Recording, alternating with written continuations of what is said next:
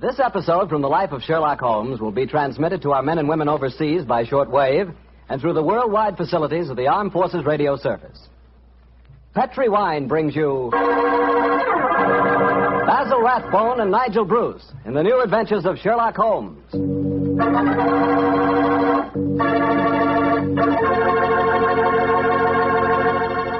The Petri family, the family that took time to bring you good wine, invites you to listen to Dr. Watson tell us another exciting story about his good friend, that master detective, Sherlock Holmes.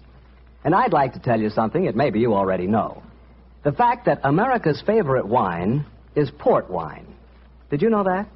If you didn't, you'll know why port is the way out front favorite if you'll just sample some Petri California port. You just look at that Petri port and you know it's good. That wonderful, deep, rich red color. And Petri port is so clear. Just hold it to the light and you can sort of see right through the glass. But what you want to know really about a wine is how does it taste? And I'll tell you something. I've never yet been able to find the adjective that'll do Petri port justice. It's wonderful, honest. You've just got to taste it for yourself and find out for yourself. You'll love that Petri port in the evening after dinner when you're sitting around listening to the radio. And it's perfect to serve your friends when they come over. You can show them that Petri label, too. In fact, you can show it proudly. Because the name Petri is the proudest name in the history of American wines.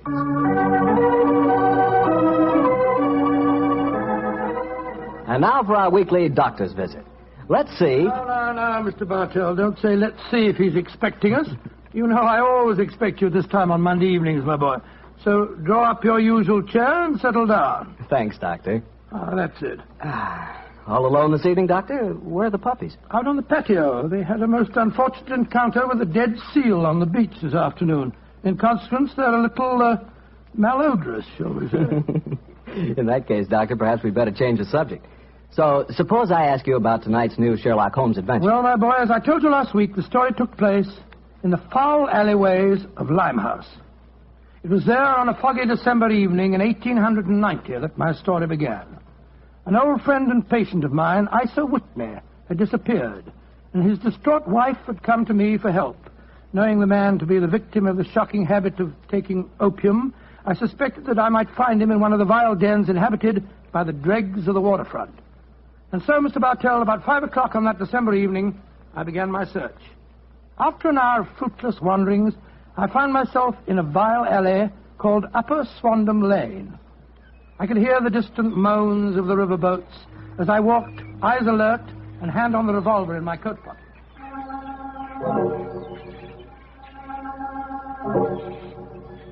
Suddenly, I saw a steep flight of steps leading down to a black gap, like the mouth of a cave. I walked down them.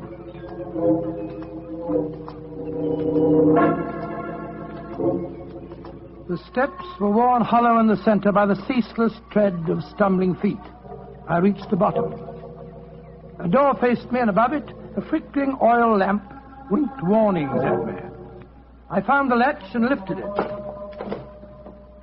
The door squeaked open protestingly.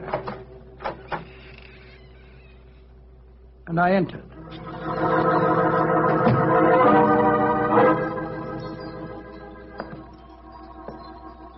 There was a tinkle of Chinese wind bells as I walked towards a long, low room.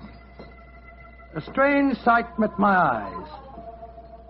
Through the gloom, thick and heavy with the brown opium smoke, I saw that the room was terraced with wooden berths, like the forecastle of an emigrant ship. Out of the shadows, there glimmered little red circles of light, now bright, now faint, as the burning poison waxed or waned in the metal pipes. Bodies lay in strange, fantastic poses. Bowed shoulders, bent knees, heads thrown back. The attendant came up to me with a pipe and beckoned me to an empty berth. I haven't come here to smoke your filthy drug. I'm looking for a friend, Mr. Isa Whitney. No, Mr. Whitney here. Well, I'm going to search the place. You must not disturb the priest. I'm carrying a revolver, so you'd better not argue with me, my good man. Out of the way. I searched that filthy den, but found no trace of my missing friend. As I was leaving in despair, a long, shaking hand reached out and plucked at my sleeve. I turned, and there, sprawled in a berth, was the wreckage of a man. his gaunt face yellow and twitching, his clothes filthy and ragged, and the pupil of his eyes like pinpoints. He spoke to me in a thin, quavering voice. Mister, for heaven's sake, get me out of here. Now, look here, my man. Don't say you won't help me, Governor. Ain't you got naught? Please help me, Governor. Take me out of here. Strike me pink, I'm going to bomb me, I tell you. Oh, what must you expect if you indulge in this filthy habit? Take me out of here, Governor. I'll go straight this time. Cross me out, I will. Oh, very well. Come along with me. I suppose it's my duty to help you. God bless you, Governor. Here, now, give me your arm. You cannot take him away. He owe me money. That's a bleeding lie. I paid him when I come in, I did. He cannot go with you, mister. You remember what I said about my revolver, you blackguard? If I have any more trouble with you, I'll fetch the police. Come along. He owe me money. He owe me money. Infernal scoundrel, owe me money. Tell him more proper, Governor. That off you didn't.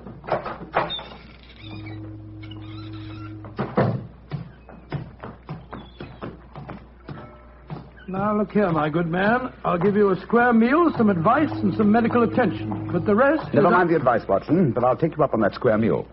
Holmes. Yes, I'm very glad to see you, old fellow. What brought you to that filthy den of iniquity? Oh, gracious me, I went to find a friend. And I, an enemy.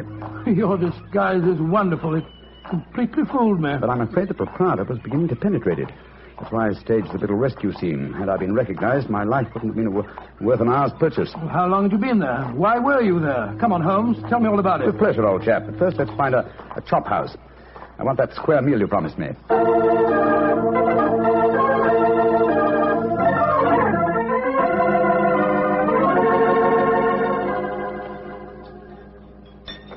An excellent meal, Watson. Yes, they're surprisingly good for such a shoddy-looking place. Well, Holmes, now perhaps you'll tell me what you were doing in that opium den.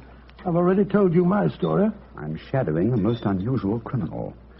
A man who haunts the opium dens. And yet I know that he himself is not an addict. Oh, I don't see anything very criminal about that. He might be looking for a thrill, or perhaps he's one of those writer fellows or something. But this man pretends to be an addict. I watched him closely. He fakes his smoking, and grease paint has enabled him to simulate the characteristic pallor of a drug victim. He even affects the typical mannerism of nose-scratching, but it's his eyes that give him away. The pupils are wide open, I suppose. Exactly, old fellow. Whereas, if he were really addicted to the drug, they would, as you know, be contracted. I myself always treat my eyes with a special kind of drop on the occasion when, I have to enter these dens. Well, why does a man haunt an opium den in order not to smoke? That, my dear Watson, is the problem that I intend to solve. Well, perhaps the fellow's a policeman or a private detective like yourself, Holmes. I've already checked on those possibilities. No, Watson, I believe there is only one answer. I believe the man is planning a murder. A murder? It's a tempting setting for a murder. Your victim is an addict, drugged and helpless. Your witnesses are in an equal state of befuddlement. The proprietor is anxious to cover up the crime because of the police. Right, you. Yes, Holmes. Now, the question is, who is the intended victim? That, my dear Watson, is why I've been shadowing this man. Unfortunately, he was not present in the den we just left, but I intend to continue my search. Holmes, can I help you? My wife's away, you know. You know, it's a long time since we were on a case together. I should be delighted, my dear chap. I've missed you sadly during the past few months. And are you, Holmes? What's the next move? Back to Baker Street, old fellow. My disguise is wearing thin, and I must contrive a new one.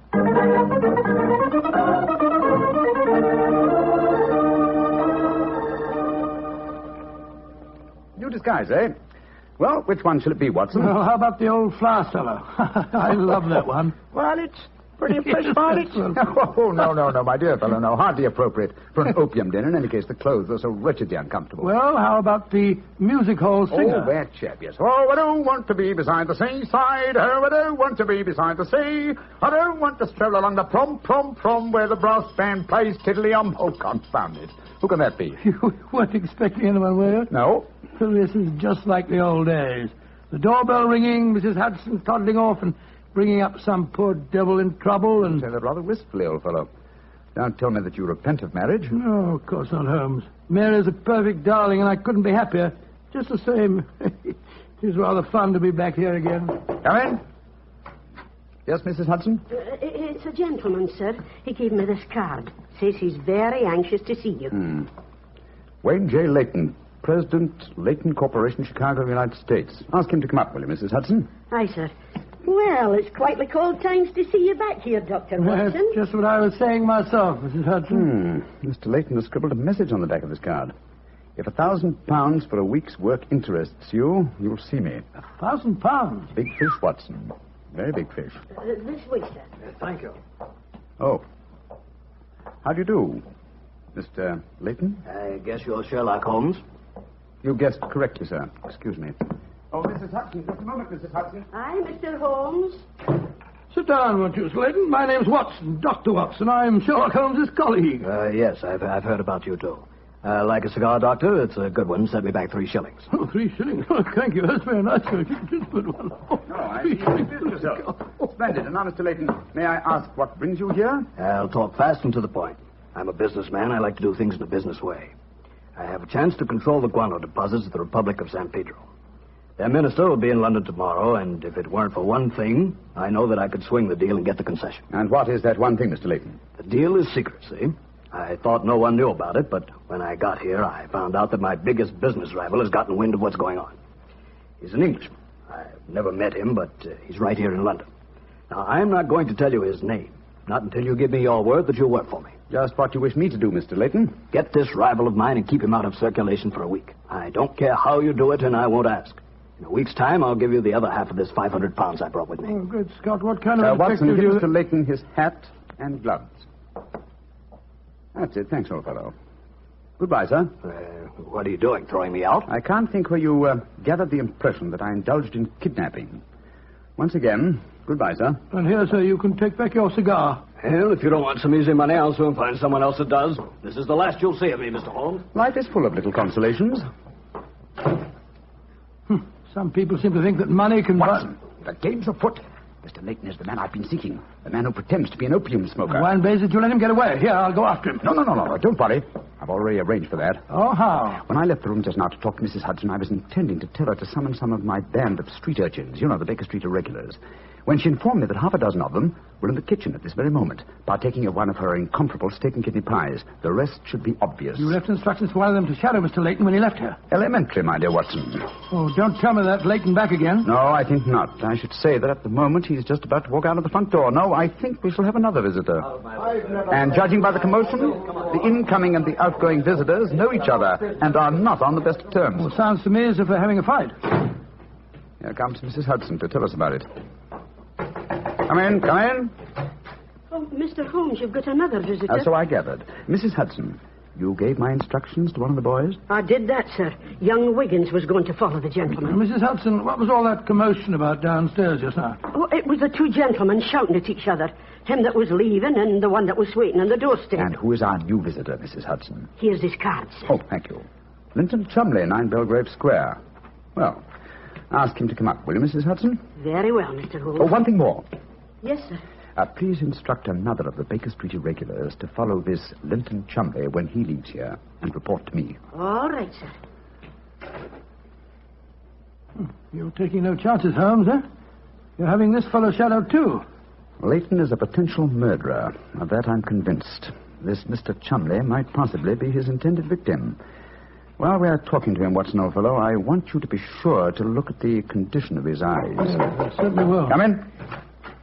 Oh, good evening, Mr. Chumley. Are you Mr. Sherlock Holmes? I am. This is my colleague, Dr. Watson. How do you do, sir? That was Wayne Leyton that was just left here, wasn't it? Now, won't you sit down, sir? Thank you. I don't want to sit down. All right, you needn't answer my question, but I know it was Leyton. I've never met him, but I've seen his picture in the newspapers. Oh, very well, then, sir. It was Wayne Leyton. I know why he came to you. He's trying to have me put out of the way while he closes that deal on the San Pedro and Guana concession. Now, look here, Holmes. You've got to be on my side. Whatever fee he offered you to dispose of me, I'll double it if you'll take care of him for a few days. Oh, dear me, this is becoming monotonous. Watson? The hat and gloves? Thank you, old chap. That's right. Good night, Mr. Chumley. Look here, Holmes. I'll treble his fee. I'll quadruple it. My dear Mr. Chumley, I have accepted no fee from Mr. Leyton. I don't propose to accept one from you. Your hat and gloves, sir? That man is out to kill me, Holmes. Well, if you won't help me, I'll go to the police. That's an excellent idea, Mr. Chumley. Again, good night. Did you notice his eyes, Watson? Yes, the pupils were contracted. He's obviously an opium addict. And also a potential corpse. What do we do now? Wait for the irregulars to report? No, you'll return home for your medical bag. I have a feeling that you'll need it before the night is out. Then come back here. If I've gone before you return, I'll send one of the irregulars to bring you to wherever I may be. Wait until you receive a message from me. On your way, old chap. There's work ahead of us.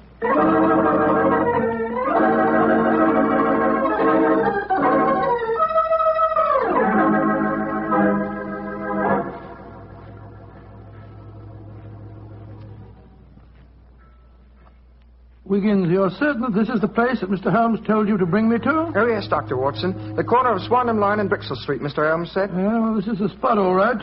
I don't see any sign of him. Hello? This old woman coming towards us. So that's the disguise he chose. Oh, spare me a few coppers, will you, mister? My feet hurt something awful, and I ain't had a bite of food all day. No, you don't, Holmes. You can't fool me this time. As a matter of fact, your makeup isn't very convincing.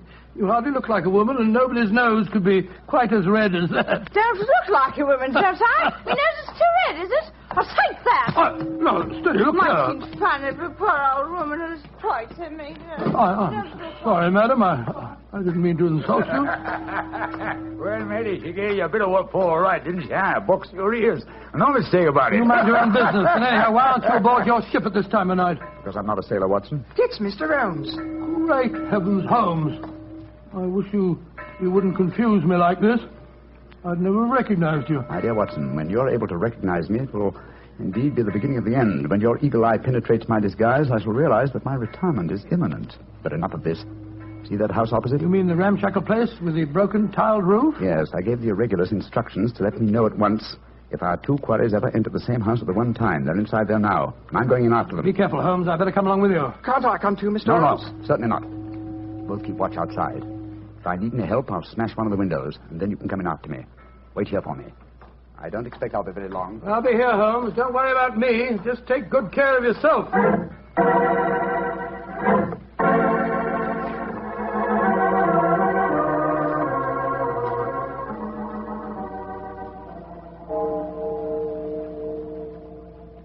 It's 1 o'clock, Doctor. Yes, I know, Wiggins.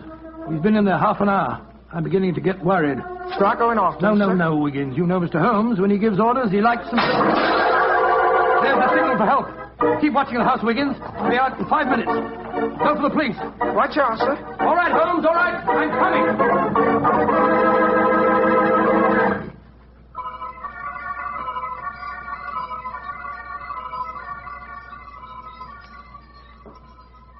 You have searched my house from basement to attic. Why do you not give up? I tell you again, there has been no one here tonight. But my friend came in here half an hour ago. I saw him, and before that, 2 other men are known to have come in here. If that is so, then where are they? 3 men cannot vanish. That's just the point, you scoundrel. Out of the way. I'm going to search this hovel again. I'm not leaving here until I find Mr. Sherlock Holmes.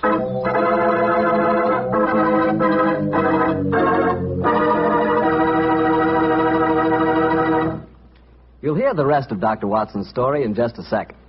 And if you don't mind, I'll take that second to say just one word to the ladies. And that word is muscatel. Petri California Muscatel.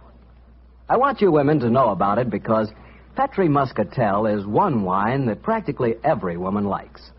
Maybe because it's such a beautiful color, like pale gold. But I guess really because Petri Muscatel brings you the wonderful flavor of luscious, sun-ripened muscat grapes. And that's a flavor. Try Petri Muscatel after dinner, or any time as a change from Petri Port. Remember, if it's a Petri wine, you know it's a good wine.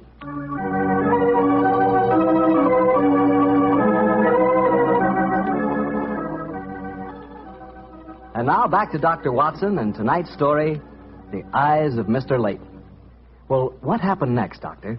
When you searched the house for the second time, did you find any trace of Sherlock Holmes or the 2 rival businessmen? No, Mr. Bartell, I'm afraid I didn't. What did you do? I told Wiggins to report the matter to the nearest police station and then rattle back to Baker Street in a hansom cab as fast as I could. When I arrived at the old familiar doorstep, I wrenched at the bell in a frenzy of anxiety. Finally, the door opened, and there stood Mrs. Hudson. Dr. Watson, what is it, sir? Why, you're as white as a ghost. Mr. Holmes, is he here? Aye, sir. Came in half an hour ago. He was dressed as a sailor and was half carrying some drunken friend of his. Oh, thank heavens he's safe. I'll go up. All right, sir.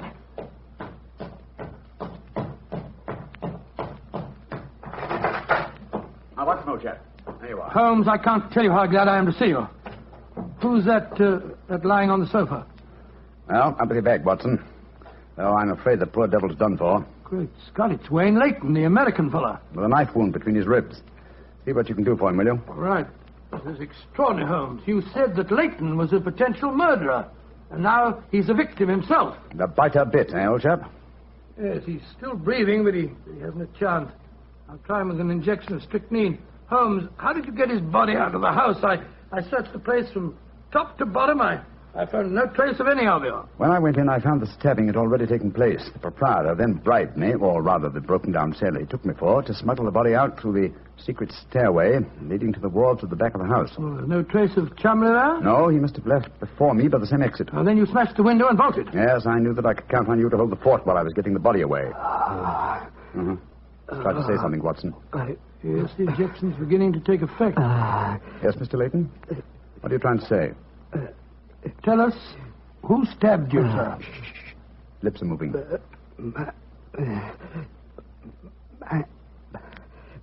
Mandalay. He's dead, Holmes. Yes, but he gave us the clue to the murderer's identity.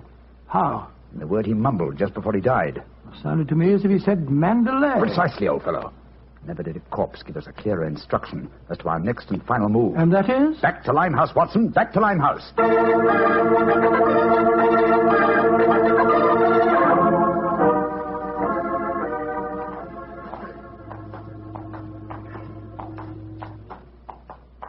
Here we are. This must be the place. What's this?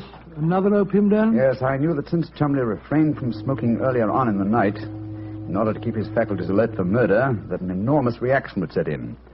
You'd have to find a den at once, and beyond question a different one from that in which the murder was committed.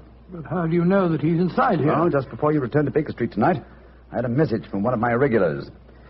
He tracked him here after he escaped from the scene of the stabbing. That was a couple of hours ago. He might have slipped away again. No, Watson, tonight he came to drown his senses with a wretched drug. He'll be here. Come on.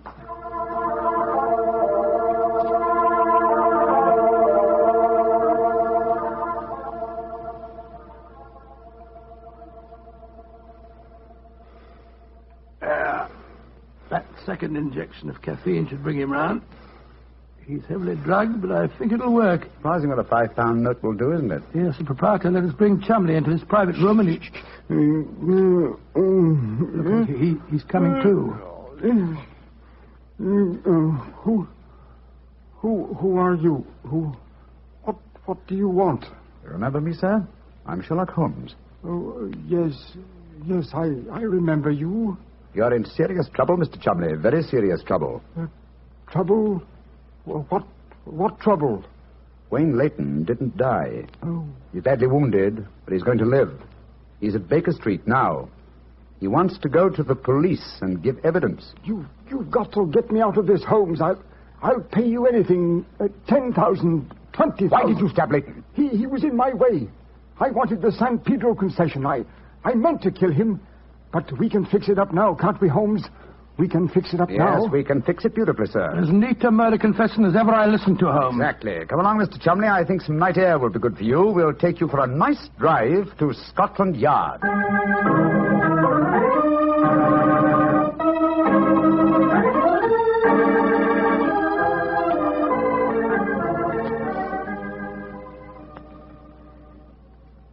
I brought you some kippers, gentlemen. You've both been up all night, and I'm sure you can do it. It's very thoughtful of you, Mrs. Hudson. Yes, indeed it is.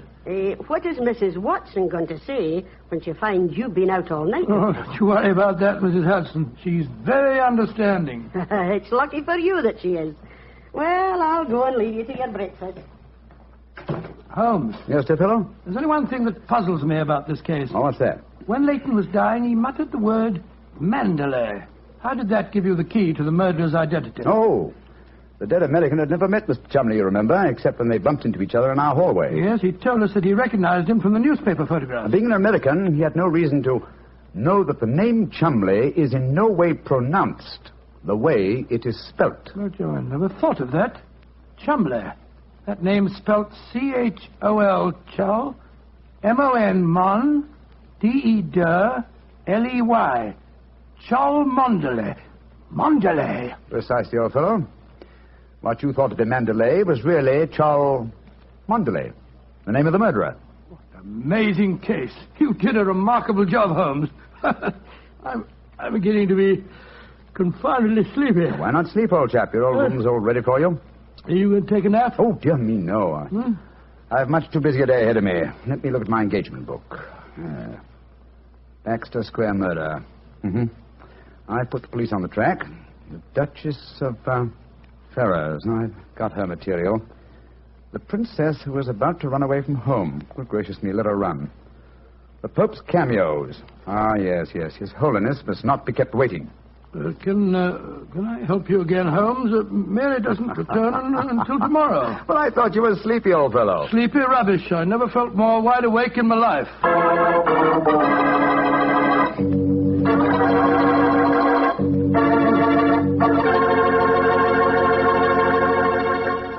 That was a swell story, Doctor. I'm glad you enjoyed it. And it was really funny when you mistook that old lady for Holmes and she slapped your face. It wasn't very funny at all. Sure it was. Come on, admit it, Doctor. Well, she did look like Holmes in disguise, you know, and you would have made the same mistake that I did. Okay. Her nose was ridiculously red, and she did look like a man. Look, Doctor, forget I ever said anything. Huh? I won't say another word. I'll keep my mouth closed forever. Oh, come on, I wouldn't do that. Mr. Bartell? Mr. Bartell? Won't you even open your mouth to finish your wine? Your Petri wine? Okay, you win. You know I'll open my mouth for Petri wine anytime. That Petri wine is always good wine. And for good reason, too. The Petri family has always owned and operated the Petri business. They've been making fine wines for 3 generations, since way back in the 1800s. That adds up to a lot of experience. Experience handed on down from father to son, from father to son. The Petri family really knows how to turn luscious California grapes into fragrant, delicious wine. And that's why, no matter what kind of wine you want, I'm sure you'll like it better if it's a Petri wine. Because Petri took time to bring you good wine. And now, Dr. Watson, what story are you going to tell us next week? Well, now, next week, Mr. Bartell, I'm going to tell you a most unusual adventure that Holmes and I had in the heart of the English countryside. It concerns a corpse, a missing revolver, and a beautiful girl who was frightened of her own shadow.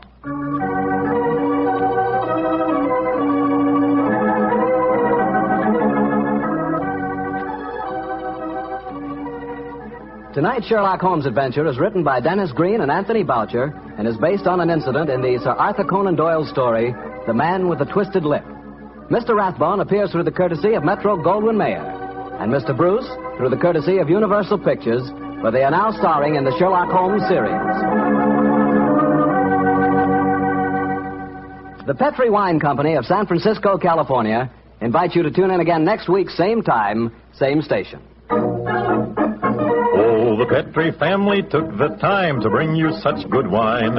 So when you eat and when you cook, remember Petri wine. To make good food taste better, remember... Petri wine. This is Harry Bartell saying good night for the Petri family. Sherlock Holmes comes to you from our Hollywood studios. This is the Mutual Broadcasting System.